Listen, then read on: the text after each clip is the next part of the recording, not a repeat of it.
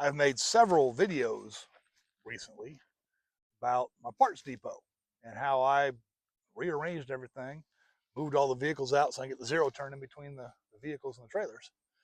And I mowed, I guess, 2 weeks ago. There's no grass touching the bottom of the vehicles. The mower fits. Everything's lined up. Uh, the the Whistler is not out here in timeout. It's out here because that's the steepest slope I have on the property. And I can do this without blinding the camera.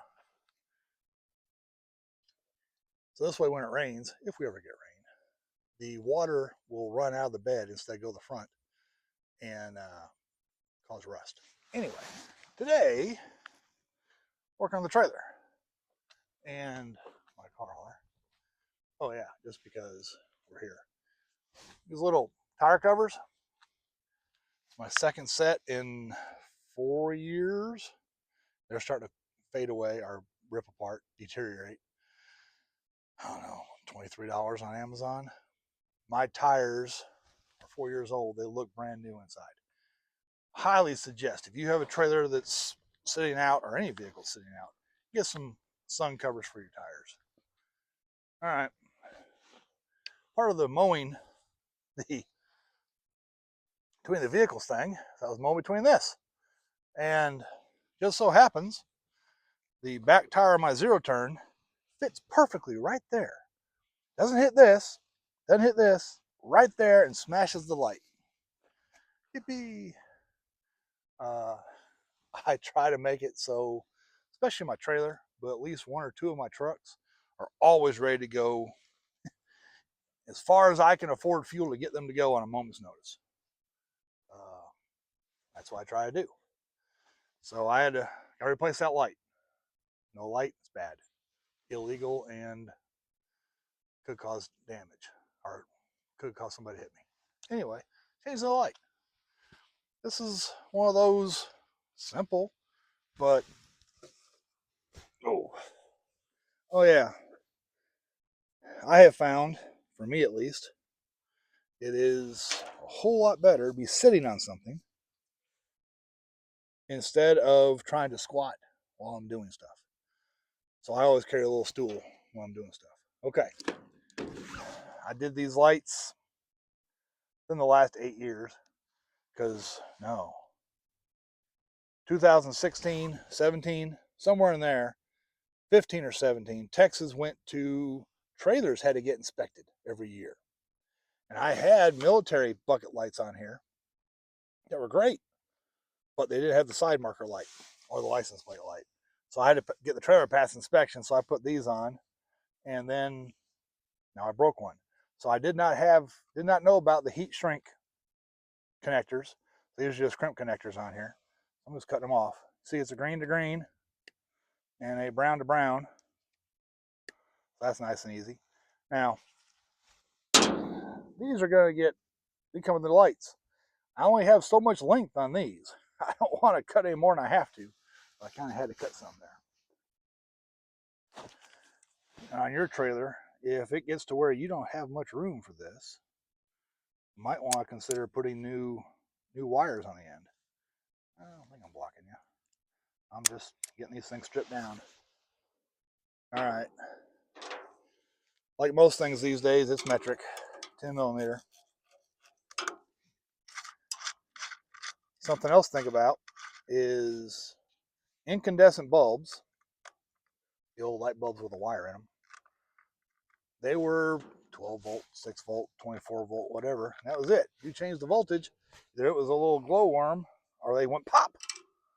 LEDs, most of them can be rated for 4 to 38 volts. Trailer lights, seems the selling point on Amazon and everywhere else you look is waterproof, good for your boat trailer. That's all they seem to care about. I found one set on Amazon that actually said 12 to 24 volts. I'll bet they are good for more than that. But yeah, this is, the light's still good, but the housing's no good. And I'm probably not going to save that. see if I get the right one out of the box. That's a yellow. Wrong one.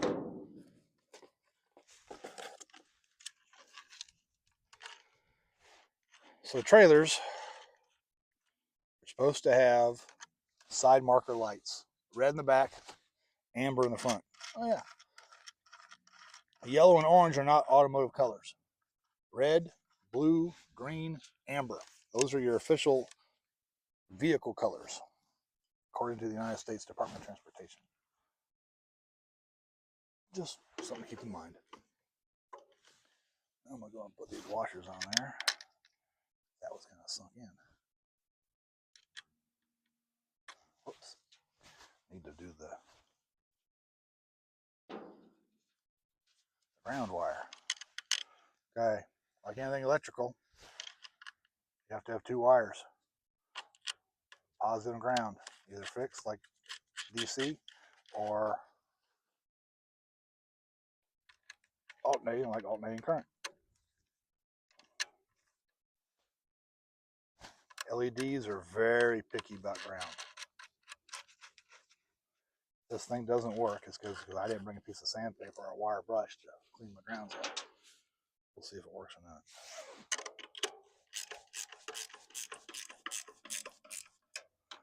And screwing a plastic housing into a metal frame sometimes causes cracking.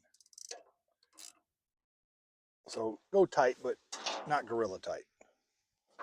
Otherwise, pop, and you got to buy a whole new set again. And I'm just replacing one because they look the same on both sides. And I don't think there's a rule that says your tail lights have to match. Just they have to be tail lights. They have to work. That's what I got. I think mine matched though. Like I said, I was going for the Omnivolt so I can tow this trailer, which works great behind the Whistler. So I can tow the trailer behind the Whistler and not worry about popping the lights.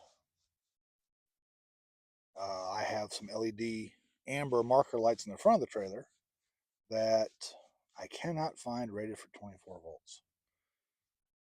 They actually work normally for, I don't know, at 24 volts, I can normally get about 6 to 8 hours of lights on time before they actually burn through the lens. Kind of interesting. But it works, and they're easy to pop out. I haven't pulled with a Whistler in a long time. All right, I've talked about these before. Solder seal wire connectors. I'm not going to try to pronounce that name, but pretty much what these things are. I'm going to use the blue ones. I don't think red will fit. Nope. Okay, blue is what size gauge we are, because this is 14 to 16 gauge. That's what we are. Okay, we're going green to green. Let me make sure you can actually see this. I'm just talking my way through stuff that you don't see it. You can see it.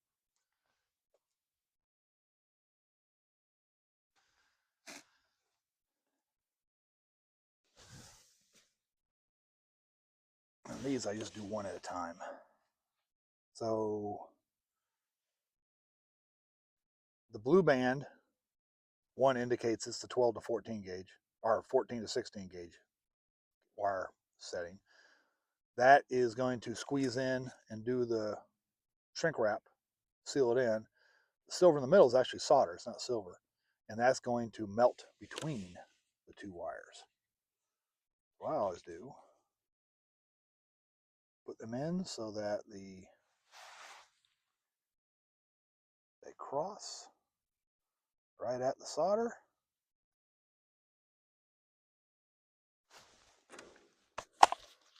I grab the heat gun. Normally so I don't burn my fingers, but too late for that.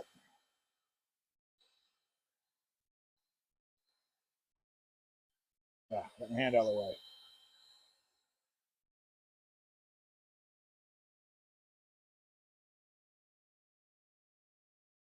And it will deform.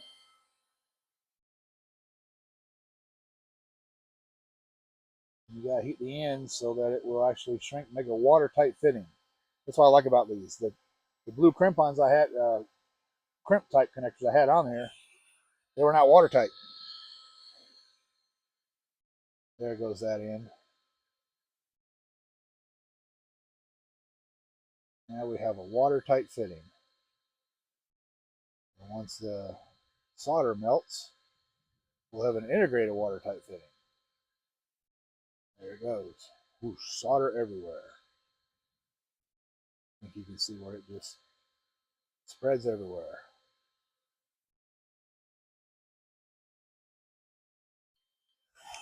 Do this side again just to make sure.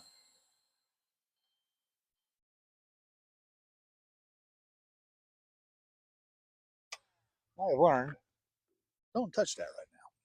Give that some time to cool off before you touch it. Because it is liquid solder in there and it will burn your fingers. All right, same thing on the brown wire. Green is blinker brake lights, brown is running lights. They're next to each other. I can do this without burning my fingers.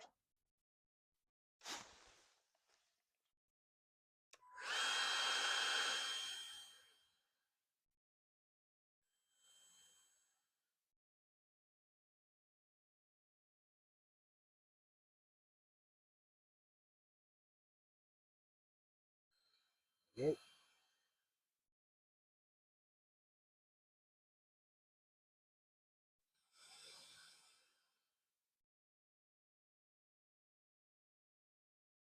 There goes the solder.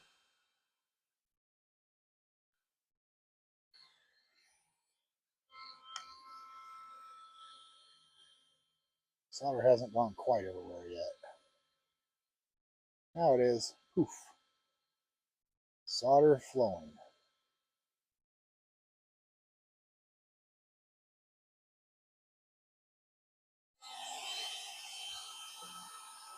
Make sure I get the watertight ends done. All shrunk down nice. This one's not all the way on yet.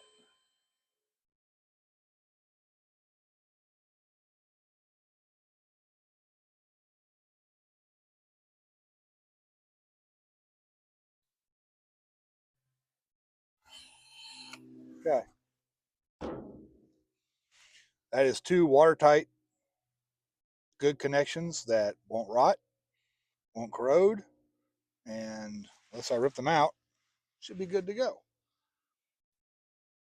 I've already done a video about how I make an adapter to go from the military trailer plug to civilian plugs, trailer plugs. I got that hooked up to the 1009. Time to test it out because now that it's cooled down, we're nice and solid. So let's move it over here and turn those things on and see if it works.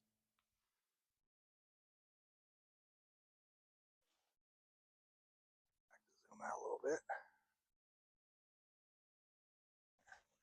That way the view is the tail light on the truck and the trailer. Another good thing about the 1009, well, all the CUCVs, is you don't need the key on to do the blinkers.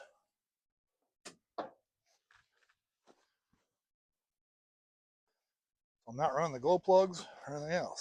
Is it working? Rut-row. Rut-row. Let me try the regular light.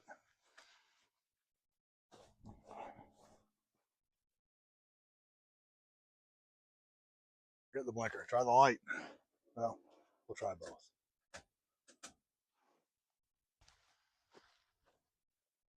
Got regular lights.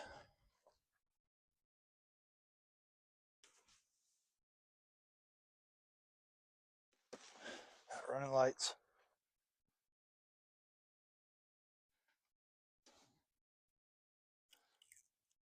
Get rid of the plastic so I can see it. Doesn't make the lights work.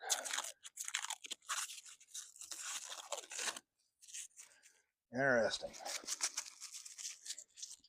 see what view we have on here.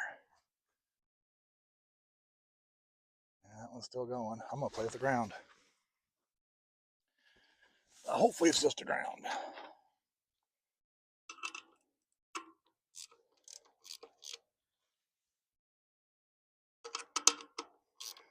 I did not clean that up.